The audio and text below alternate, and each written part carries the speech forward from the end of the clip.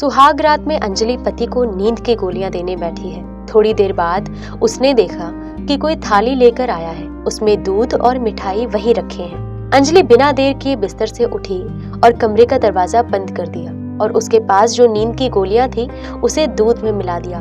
फिर जाकर कमरे का दरवाजा खोला। कुछ देर बाद अंजलि का पति आया। वो आदमी बहुत ही विनम्र था।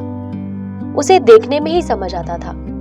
अंजलि झुककर बोली, अच्छा सुनिए, मैं आपको एक पति के रूप में बहुत पसंद करती हूँ, लेकिन मुझे अपने पति के पूर्ण अधिकारों के साथ तालमेल बिठाने के लिए थोड़ा समय दें। अंजलि के पति ने कहा, ठीक है, जब तक आप चाहें, मानसिक रूप से तैयार होने के लिए जब तक आप चाहें आप समय ले लीजिए। अंजलि ने इस बार उठकर अपने पति को दूध का गिलास थमा दिया और कहा, यह दूध लीजिए और पी लीजिए, और हाँ, आपको पूरा पीना है।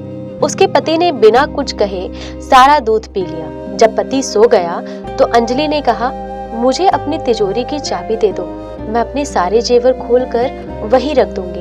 इतने कीमती जेवर है, पता नहीं कब क्या हो।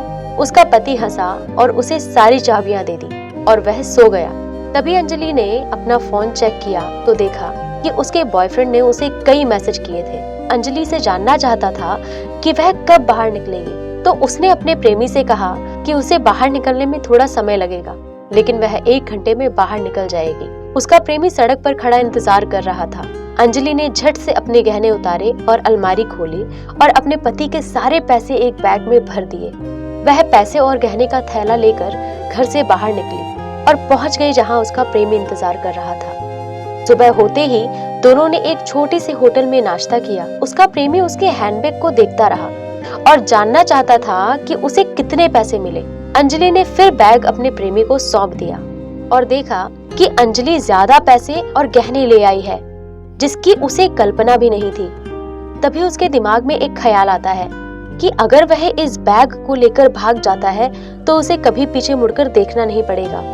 आज के बाद उसकी किस्मत खुल जाएगी और अंजलि के परिवार में उसे कोई जानता भी नहीं है, तो रुपए लेकर अगर वो भाग जाए तो पकड़े जाने की कोई संभावना नहीं है। वे आगे कार की तरफ बढ़ने लगे।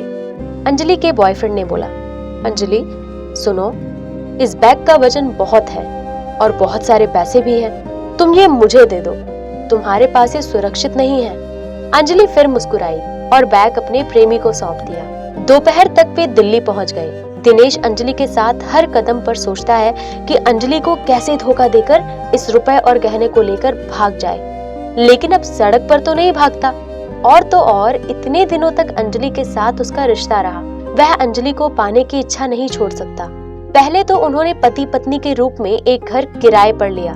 दिनेश ने कुछ समय अंजलि के साथ पति पत्नी के रूप में बिताया। उसने अंजलि की हर ख्वाहिश पूरी की, तो उसे जो चाहिए था वो मिलने के बाद दिनेश अंजलि से कहता है, इन रुपए और गहनों को इस तरह छोड़ना एक समस्या है, कब हादसा हो जाए क्या पता।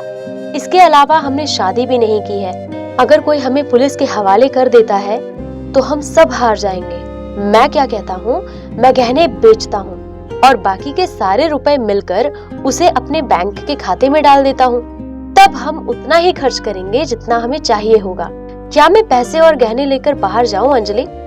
अंजलि को दिनेश पर थोड़ा शक हुआ, लेकिन उसने इस बारे में नहीं सोचा और कहा, देखो दिनेश, चलो आज चलते हैं और पहले गहने बेचते हैं, बाद में उन रुपयों को अपने और आपके संयुक्त खाते में रख देंगे। इतना सुनते ही दिनेश का चेहरा पीला पड़ गया। उसने महसूस किया कि इस तरह उसकी दाल नहीं गलने वाली, तो उसने धूर्तता से कहा, अच्छा चलो। उन दोनों ने सुनार की दुकान पर जाकर सारे गहने बेच दिए और करीब 15 लाख रुपए ले लिए।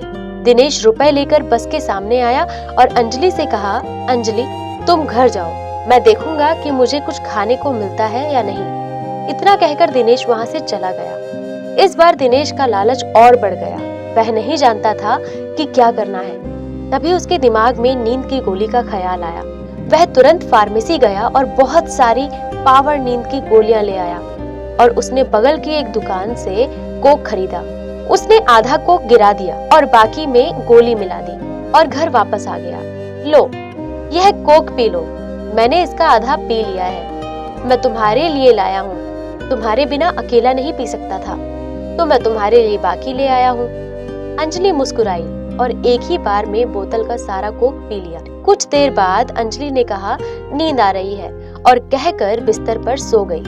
इस तरफ दिनेश ने रुपए के सारे बैग तैयार कर लिए और जब वह उन्हें लेकर बाहर आया तो उसने अंजलि के हाथ से फोन भी ले लिया, क्योंकि इस फोन से उनकी काफी इंटीमेट तस्वीरें थी जिससे पुलिस उसे पकड़ सकती थी। दिनेश सब कुछ लेकर घर से भाग गया।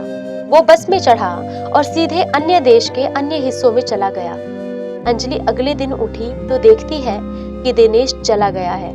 वह दिनेश को फोन करने गई तो देखा कि उसके पास फोन भी नहीं है। जब उसने देखा कि घर में पैसों का थैला भी नहीं है तो अंजलि समझ गई कि दिनेश ने उसे धोखा दिया है और कल उसने कोक के साथ नींद की गोलियां पिला दी थी। अंजलि चीख चीख कर रोने लगी, लेकिन अब रोने का कोई फायदा नहीं। अब वह न घर लौट पाएगी और न ही अपने पति के घर लौट पाएगी, और अब उसने उस आदमी को खो दिया जो उस पर इतना विश्वास करती थी। अंजलि रो रही है और सोच रही है कि वो इसकी हकदार थी। जैसे आप दूसरों को धोखा देते हैं वैसे ही 2 दिन बाद आप भी धोखा खाते हैं।